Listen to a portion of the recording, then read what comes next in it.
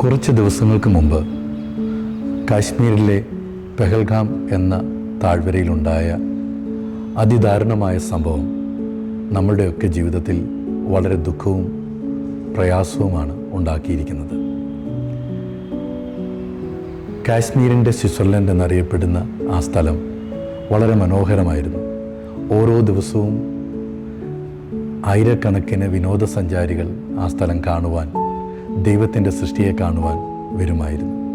എന്നാൽ ഒരു ക്രൂര നിമിഷത്തിൽ അവിടെ ഉണ്ടായിരുന്ന ശാന്തസുന്ദരമായ സമാധാനം നഷ്ടപ്പെടുകയാണ്. സമാധാനം കീറിമുറിക്കപ്പെടുന്നു.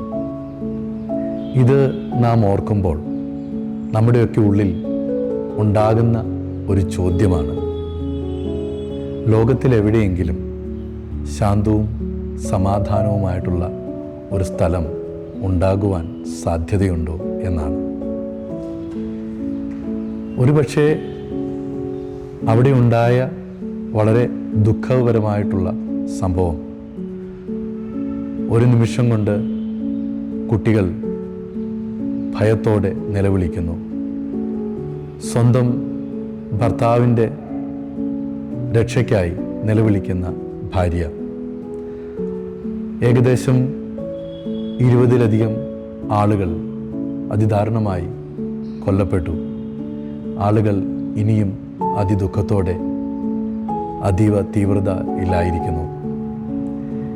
ഇത് നമ്മളുടെ ഉള്ളിൽ തരുന്ന ഒരു ചിത്രം വിദ്വേഷത്തിൻ്റെയും പകയുടെയും നിരാശയുടെയും ഒക്കെ ഒരു ചിത്രമാണ്.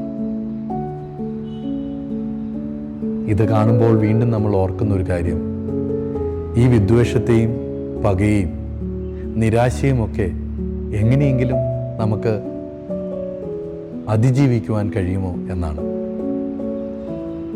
അതത്ര എളുപ്പമുള്ള ഒരു കാര്യമല്ല. ഇത് കാണുമ്പോൾ നമ്മുടെ മനസ്സിലേക്ക് വരുന്ന ചിത്രം കുരിശിലെ ചിത്രമാണ്. കാൽവരി ക്രൂശിൽ മറ്റുള്ളവരാൽ പല പീഡകളേറ്റപ്പോൾ തന്നെ ഉപദ്രവിച്ചവരോട് ക്ഷമിക്കണമേ എന്ന് പിതാവിനോട് പ്രാർത്ഥിക്കുന്ന യേശു കർത്താവിൻ്റെ മനസ്സ് ഇവിടെ നമുക്ക് കാണുവാൻ കഴിയുന്നു. അതത്ര എളുപ്പമുള്ള കാര്യമാണ് എന്ന് ഞാൻ പറയുന്നില്ല. ക്ഷമിക്കുക എന്നത് ജീവിതത്തിൽ ഇങ്ങനെയുള്ള പ്രതിസന്ധികൾ വരുമ്പോൾ അത് നമ്മുടെ മനസ്സിലേക്ക് വരിക അല്പം ബുദ്ധിമുട്ടാണ്. എങ്കിലും നാം ക്ഷമിക്കുമ്പോൾ നമ്മുടെ ഹൃദയത്തിലുണ്ടാകുന്ന പകയും വിദ്വേഷവും ശത്രുതയും ഒക്കെ മാറ്റുവാൻ ഇത് നമ്മെ സഹായിക്കുന്നു. ക്ഷമ നമ്മുടെ ഉള്ളിൽ നമുക്ക് ചെയ്യുവാൻ കഴിയുന്ന ഒരു കാര്യമല്ല, മറിച്ച് ദൈവത്തിൻ്റെ സ്നേഹവും കരുണയും ദീർഘക്ഷമയുമൊക്കെ നമ്മുടെ ഉള്ളിലൂടെ അത് പുറത്തേക്ക് വരികയാണ്. ദൈവത്തിൻ്റെ സ്നേഹത്തിൻ്റെ ഇൻസ്ട്രുമെൻ്റായി നാം മാറുകയാണ്. പെഹൽഗാമിൽ നാം കേട്ട കൂട്ടക്കരച്ചിലും നിലവിളിയും വേർപാടിൻ്റെയൊക്കെ ദുഃഖത്തിൽ കഴിയുന്ന ആളുകളുടെ ഹൃദയത്തിലെ വേദനകൾ നമ്മൾ ഉൾക്കൊള്ളുന്നു.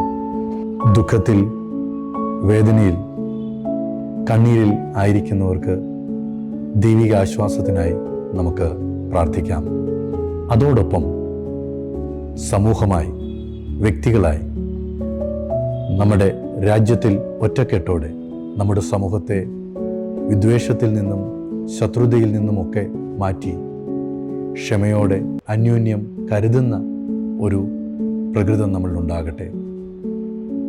നമുക്ക് ഒറ്റക്കെട്ടായി ജീവിതത്തിൽ പ്രയാസം അനുഭവിക്കുന്നവരെയും വേദനിക്കുന്നവരെയും ഒക്കെ ഓർക്കാം.